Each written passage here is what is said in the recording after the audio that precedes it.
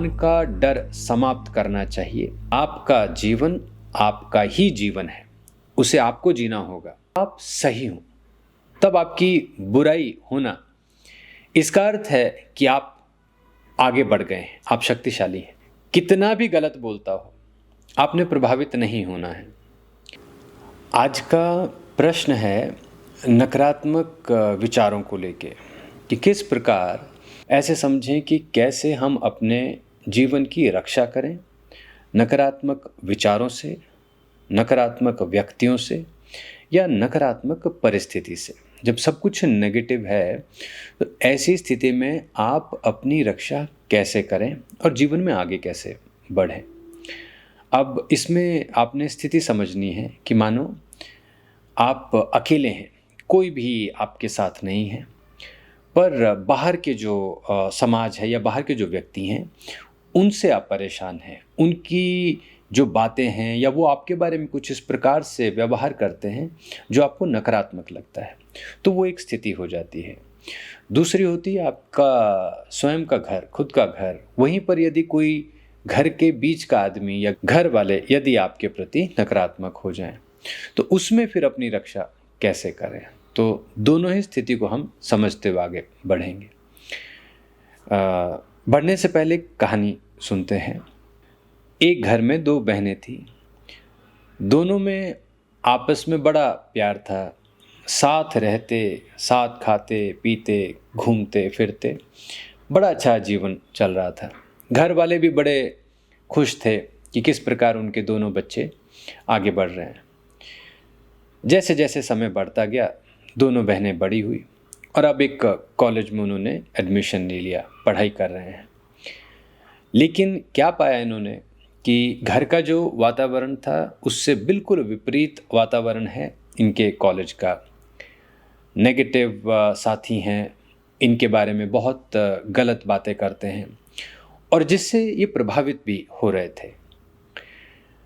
दोनों का जीवन भी चल रहा है, पढ़ाई भी चल रही है और इस प्रकार से वो अपने साथियों के साथ अलग थलग रहते हुए अपने आप को किसी न किसी तरह से संभाले हुए हैं। फिर अब जैसे कॉलेजेस में हर 6-6 महीने में, 3-3 महीने में कुछ एग्ज़ाम होते हैं, तो इनका बड़ा विशेष परीक्षा थी, एग्ज़ाम था 6 महीने बाद। दोनों बहनों ने वो एग्ज़ाम दिया, पर बड़ा आश्चर्यजनक रिज़ल्ट आया। एक बहन फर्स्ट आई और दूसरी बहन बुरी तरह से फेल हो गई। अब ऐसा पहले कभी नहीं हुआ था, दोनों ही बहुत अच्छी थी पढ़ने में। इस बात को लेके कॉलेज भी इनके बारे में बातें करने लगा और घर में भी सब बड़े परेशान हो गए। दोनों बहनें साथ बैठी, आपस में बात की, तो जो बहुत अच्छे मार्क्स लेके आई उस बहन ने पूछा कि हम दोनों ने पढ़ाई साथ की और एग्ज़ाम भी साथ दिया, ऐसा क्या हुआ कि तुम अच्छा नहीं कर पाई।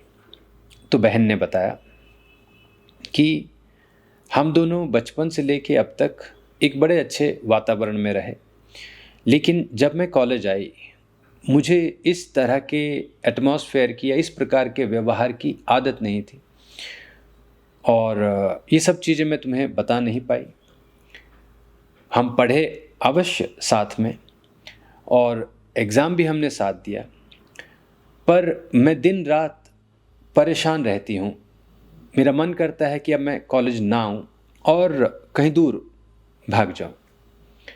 इस पर दूसरी बहन समझाती है कि मैं भी तो तेरी ही तरह हूँ, मुझे भी तो ये गलत बात करते हैं, गलत व्यवहार करते हैं और हमारे पीछे न जाने क्या क्या और बातें करते हैं, लेकिन मुझे इसका कोई प्रभाव ही नहीं पड़ा।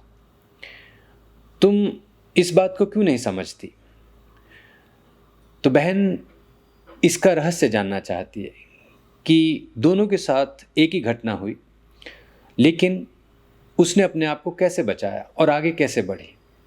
तो रहस्य बताते हुए बहन बोलती है कि मैं इनके व्यवहार, इनकी बात को अपने मन में रहने ही नहीं देती, मैं इनका विचार ही नहीं करती। ये मेरे बारे में कुछ जानते ही नहीं हैं, इनका जो मन करता है ये बात करते हैं, अपने आप को ये कुछ समय के लिए खुश रखते हैं और उसके बाद आगे बढ़ जाते हैं।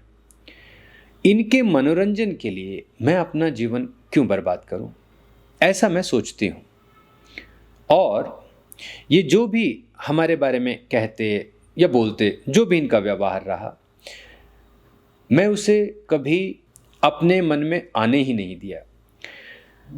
स्वयं को मैंने कभी भी किसी भी प्रकार से प्रभावित नहीं होने दिया। मैं स्वयं को हमेशा समझाती रही कि मेरा लक्ष्य जीवन में आगे बढ़ने का है।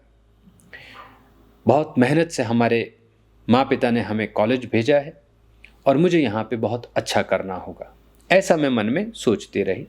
और इसी के कारण मैंने अपनी परीक्षा अच्छे से दी और मैं चाहती हूँ कि तुम भी इसी प्रकार से आगे बढ़ो।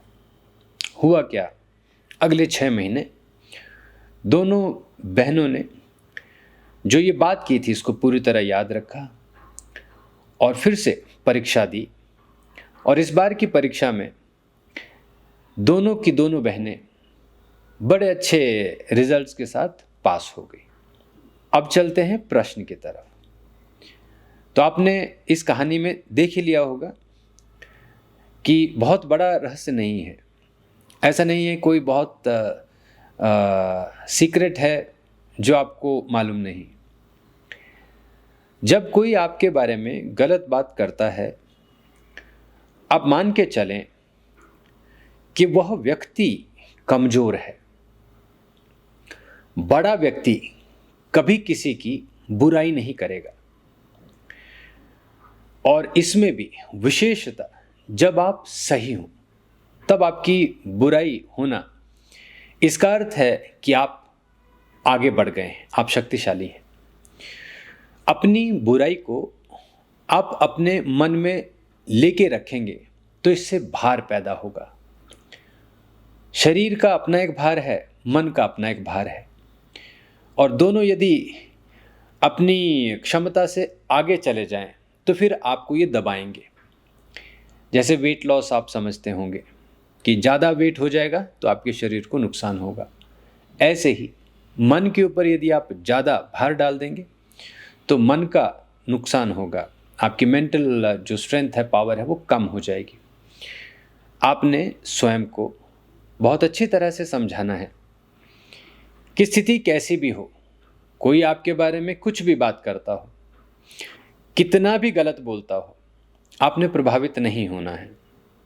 यह ऐसे ही है जैसे आपने उन पक्षियों के बारे में सुना है कि बादल से नीचे उड़ेंगे तो भीग जाएंगे बारिश में, यदि बारिश के बादल से ऊपर चले जाएं तो फिर उन्हें कोई भिगा नहीं सकता, अब वो मुक्त हो चुके हैं। आपने भी स्वयं को इसी प्रकार तैयार करना है।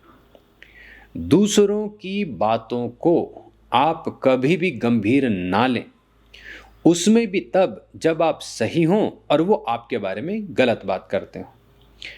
आपने स्वयं को इन व्यक्तियों को या इन स्थितियों को प्रूव नहीं करना कि आप सही हैं या गलत।